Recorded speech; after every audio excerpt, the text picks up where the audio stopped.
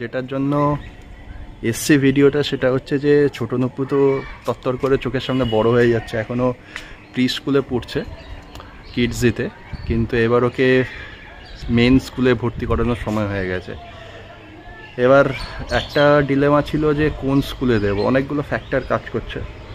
যেমন বাড়ির কাছে হলে খুব ভালো হয়, যাতে জার্নি টাইমটা বাঁচবে আর ওর শরীরের ধকলটা কম হবে, তাহলে একটু পড়াশোনা বা এক্সট্রা ক্যারিকুলার অ্যাক্টিভিটিসগুলো করতে পারবে। বেশি দূরে যদি স্কুল হয় তাহলে তো খুব অসুবিধা, যাতায়াতেই বেশি সময় চলে যাবে, প্লাস হচ্ছে হাঁপিয়ে যাবে, পড়াশোনা করবে কখন। আর আমাদের আগে যেরকম পড়াশোনার চাপ কম ছিল, এখন তো প্রচুর পড়াশোনার চাপ, ছোটোবেলা থেকেই এত ধরনের অ্যাক্টিভিটিস, এত ধরনের জিনিস শেখাচ্ছে, শুনেই মানে ভয় লাগে আর কি, কী করে করবে। কিন্তু আমি শুনেছি যে যেহেতু এখন সবাই করছে তো ওকে তো করতেই হবে, কিছু করে না তো পিছিয়ে পড়বে। জানি না, মানে এই র্যাট রেস এখন খুব তাড়াতাড়ি শুরু হয়ে গেছে, আমাদের সময় একটু দেরি করে শুরু হতো, এখন তো মানে ছোটোবেলা থেকেই শুরু হয়ে গেছে। 4-5 বছরের বাচ্চাদের নাকি অলিম্পিয়াডে বসাচ্ছে, কি অবস্থা। যাই হোক, সিবিএসসি আইসিএসসি বোর্ড এই দুটো অপশান আছে, কোনটায় পড়াবো আমি ভাবছিলাম। সিবিএসসি বোর্ডটায় একটু সিলেবাসের চাপটা একটু কম থাকে, আইসিএসসি বোর্ডে সিলেবাসের চাপটা বেশি, তার কারণ হচ্ছে ওরা প্রচুর জিনিস পড়ায় আর কি। তবে বেসটা নাকি স্ট্রং হয় আইসিএসসি বোর্ডে, তো আমরা ঠিক করেছি যে কাছাকাছি কোনো স্কুল যেটা আইসিএসসি বোর্ড অ্যাফিলিয়েটেড সেরকম স্কুলেই দেব।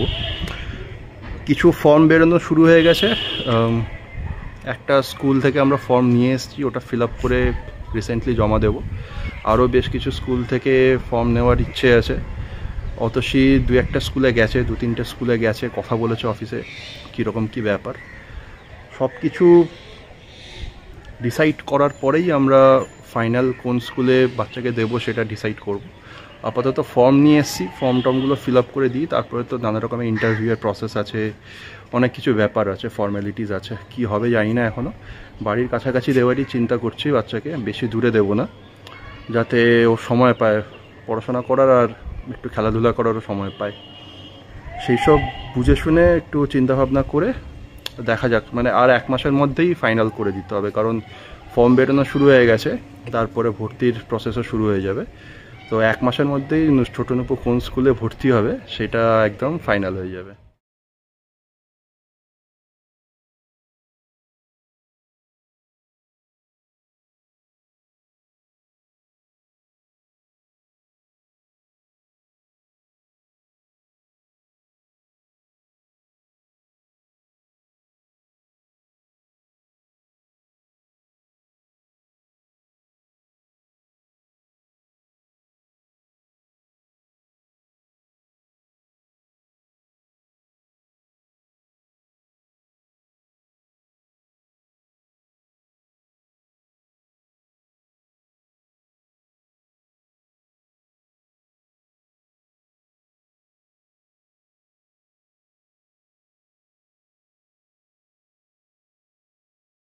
নূপু আজকে ইন্টারভিউ দিয়ে ফিরলো, দুপুর 1টার দিকে আমরা ফিরেছি, আমি অতসী আর নূপু। আমরা গেছিলাম 10টার দিকে, আমাদের টাইম দেওয়া ছিল 10টার দিকে, তো আমরা মোটামুটি 9:30টার মধ্যে পৌঁছে গেছিলাম স্কুলে। একটু তাড়াতাড়ি পৌঁছেছি কারণ একটু হাতে টাইম নিয়ে যাওয়াটাই বেটার। পৌঁছানোর পরে দেখলাম যে আমরা সেকেন্ড, আমাদের আগে আরেকজন পেরেন্টরা এসেছিলো, গার্জেনরা এসেছিলো। তারপরে আমরা বাইরে বসেছিলাম, বাইরে ফ্যান ছিল, তারপরে বললো যে আপনারা ভেতরে এসে বসুন।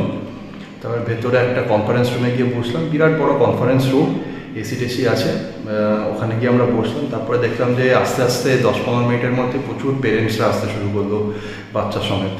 আমরা যখন 10টা বাজে তখন দেখলাম যে প্রায় আমাদেরকে নিয়ে 20 জন এরকম গার্জেন এসছে, মানে 20টা স্টুডেন্টের মতন প্রায় এসছে।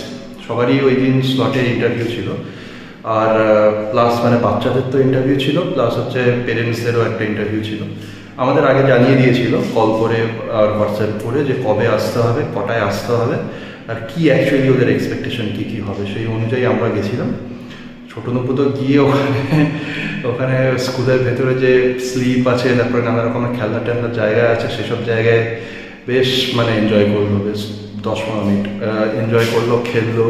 তারপর ওখানকার যে যারা আছে তারা বাচ্চাদেরকেও বললো আপনারাও যদি বাচ্চারা আসতে চায়, খেলতে চায়, তাহলে খেলতে দিন, আমরা দেখাশোনা করছি। তো নুপু ওখানে গিয়ে 10-20 মিনিট বেশ ভালো খেলেছে, এনজয় করেছে, আর আমরাও ছেড়ে দিয়েছিলাম কারণ একটু রিল্যাক্সভাবে থাকাটাই বেটার। কারণ তারপর ওকে নিয়ে যাবে, কিছু রিটিন টেস্ট ছিল, ওরা বলেছিল রিটিন টেস্ট নেবে, তো সেটার জন্য আমরা ওকে একটু রিল্যাক্সিং মুডে ছেড়ে দিয়েছিলাম। ও বেশ খেললো, আমরা ভেতরে বসেছিলাম, ওর মা কখনো গিয়ে দেখছে, কখনো আমি গিয়ে দেখছিলাম। এরকম করতে করতে আমাদের 10:15 সময় আমাদের ডাকলো। ডেকে ফার্স্টে নুপুকে বললো যে ওকে আমরা নিয়ে যাচ্ছি, ও একটু রিটিন টেস্ট হবে। তো নুপুর সাথে সাথে আরও 5-6 জন বাচ্চাকে নিয়ে গেছিলো, একসাথে 6 জনের মতন গেছিলো, 6টা বাচ্চা গেছিলো। আমরা নিচে বসলাম, আমরা তো মানে ভাবছি যে কী করছে নুপু আর কি, কারণ কিডসি স্কুলের এনভায়রনমেন্টটা একটাও যেরকম আছে, এখানে নতুন স্কুল, নতুন ম্যাম, কী জিজ্ঞেস করবে না করবে সেটা নিয়ে আমরা একটু টেনশনে ছিলাম।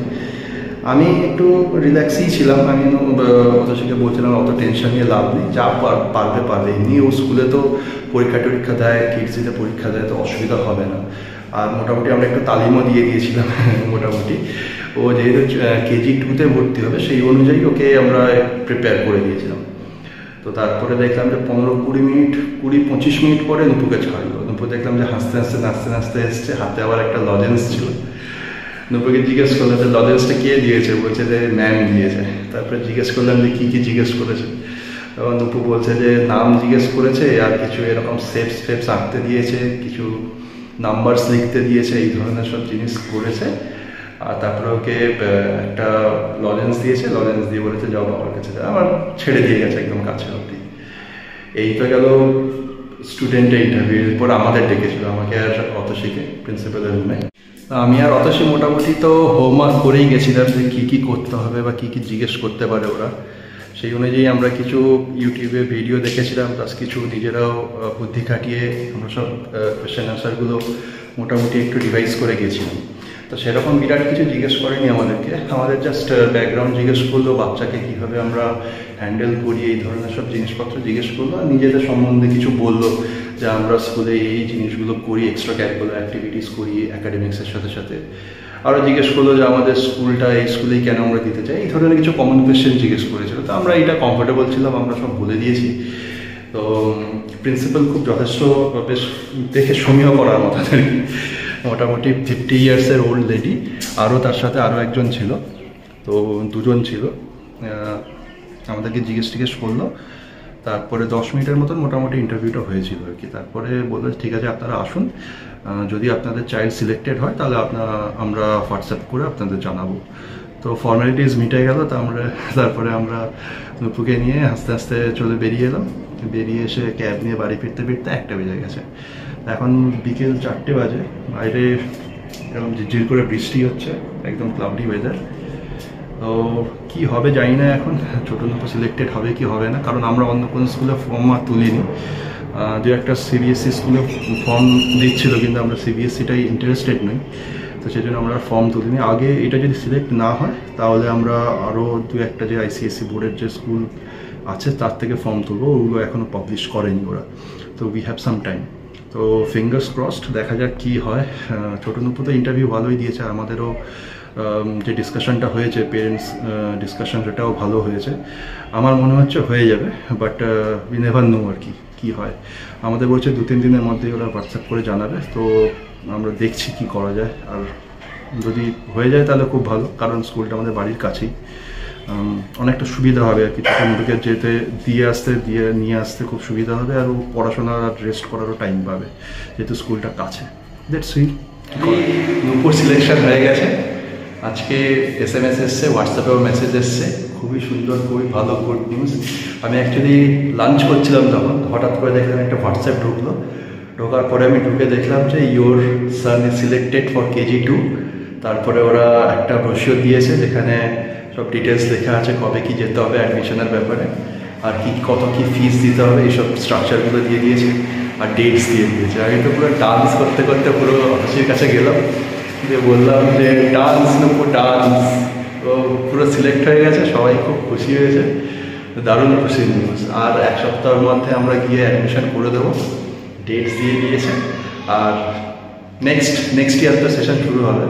তাই এটা বিরাট বড় চিন্তা মাথা থেকে নেমে গেছে। আমরা যে স্কুলে চাইছিলাম সেই স্কুলেই ওর অ্যাডমিশন হচ্ছে, আর আমরা খুব খুশি। উফ। আজকে অ্যাডমিশন করে দিলাম কেজি2-তে, টাকা পয়সা দিয়ে দিয়েছি সব, এবার আমরা বাড়ি ফিরছি।